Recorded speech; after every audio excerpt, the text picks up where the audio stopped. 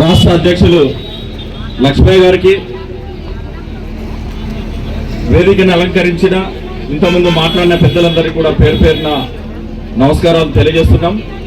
అదేవిధంగా ఎన్నో ఏళ్ల నుంచి తమ హక్కుల కోసం తాము చేస్తున్న పనికి సమాన వేతనం కోసం నిత్యం పోరాటం చేస్తున్నటువంటి నా అవుట్ సోర్సింగ్ అక్కా చెల్లెలకు, అన్న తమ్ముళ్లకు మరి ఉద్యమాభినందనలు తెలియజేస్తున్నాం. మిత్రులారా, ఈ రాష్ట్ర ప్రభుత్వాన్ని మనం గొంతెంపు కోరికలు కోరడం లేదు. ఈ రాష్ట్ర ప్రభుత్వాన్ని బంగ్లాలు ఇవ్వనటం లేదు, ఏసీ రూమ్లు ఇవ్వనటం లేదు, లేదా ఇంకే ఆర్థిక పరమైనటువంటి కోరికలు మనం కోరటం లేదు. మన బ్యానర్ పైన ఇచ్చాం, మా అందరికీ మేము చేస్తున్నటువంటి పనికి, మేము చేస్తున్న సమాన పనికి సమాన వేతనం మాత్రమే ఇవ్వమని అడుగుతున్నాం. ఇది సరైన డిమాండా కాదా మీరు ఆలోచించమని అడుగుతున్నాం. ఈరోజు బయటికెళ్ళి ఒక మేస్త్రి పని చేస్తే, ఒక కూలీ పని చేస్తే వారు పడేటటువంటి శారీరక శ్రమకు వారికి తగిన వేతనం వస్తుంది. మరి నిరుద్యోగులమైన మేము, చదువుకున్న మేము ఈ రాష్ట్ర ప్రభుత్వానికి మరి చేదోడు వాదోడుగా ఈ ప్రభుత్వం నడవటానికి ఆహార్నిశలో శ్రమిస్తున్నటువంటి మాకు ఎందుకు సమాన వేతనం మీరు ఇవ్వరని అడుగుతున్నాం. ఎందుకంటే ప్రభుత్వం సజావుగా నడవాలంటే, ప్రభుత్వ సంక్షేమ పథకాలు ప్రజల్లోకి వెళ్ళాలంటే, ప్రభుత్వం చేపట్టేటటువంటి ఏ పథకమైనా, ఏ డెవలప్మెంట్ అయినా, ఏ స్కీమ్ అయినా 100% అమలు కావాలంటే అనునిత్యం కింద శ్రమిస్తున్నది మేము, అనునిత్యం కింద పనిచేస్తున్నది మేము. మీరు పెట్టేటటువంటి ఓటు బ్యాంకు పథకాలను అమలు చేసేది మేము, మీకు ఓట్లు వచ్చే విధంగా చేసేది మేము.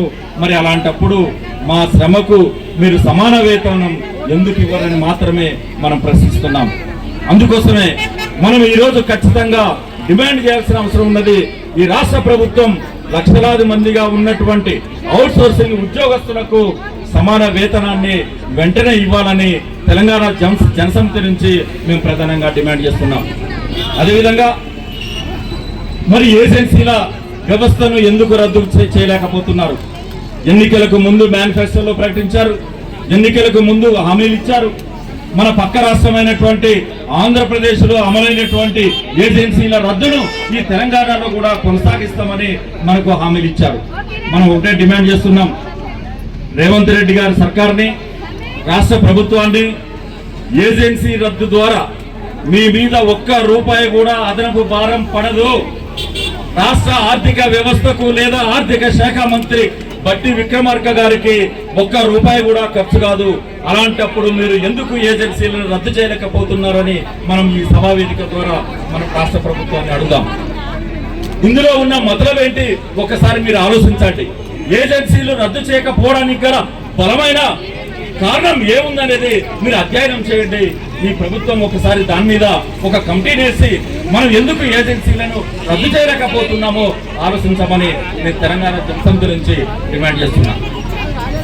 మరి దీని వెనుక కుట్ర ఏమున్నది? ఈ ఏజెన్సీల వెనుక ఎవరున్నారు? ఈ ఏజెన్సీల అసలు మతన పెట్టి తేల్చాల్సిన అవసరం ఉందని ఈ సందర్భంగా నేను రాష్ట్ర ప్రభుత్వాన్ని కోరుతున్నా. మిత్రులారా, మనం బాగా ఆలోచించాలి. ఏజెన్సీల రద్దుకి అధికార యంత్రాంగంతో పాటు ఈ రాష్ట్రంలో ఉన్నటువంటి బ్యూరోక్రసీలో చాలా మంది వ్యక్తుల ప్రమేయం ఉండటం మూలంగానే ఈరోజు ఏజెన్సీలు రద్దు కాకుండా తాత్సారం చేస్తున్నారని ఈ సందర్భంగా మనం మరి ఒకసారి ప్రభుత్వానికి తెలియజేయాల్సిన అవసరం ఉన్నది.